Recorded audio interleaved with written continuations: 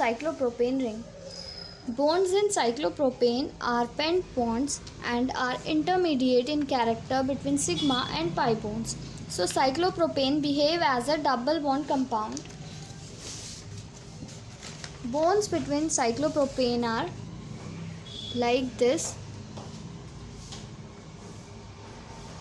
These are bent bonds and their character is between sigma and pi, as said earlier.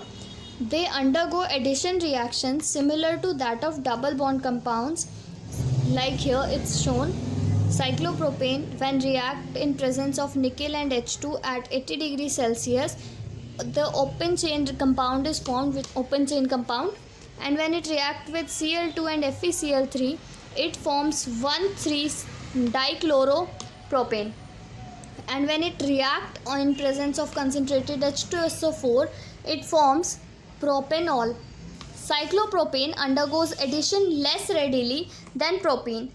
For example, chlorine requires a Lewis base to catalyze the chlorine molecule, but it doesn't require any Lewis base to catalyze. Reaction with sulfuric acid is faster in cyclopropene than propane.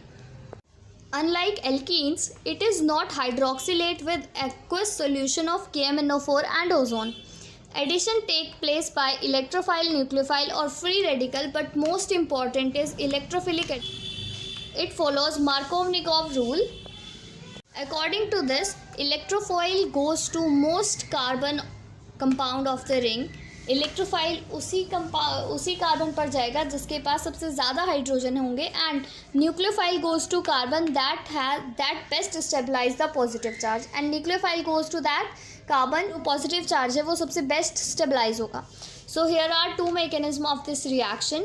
In first mechanism, when we react cyclopropane with H positive, it attacks this position, and when we reacted this molecule with halogen, it goes to this place. So that's how the HX react with cyclopropane.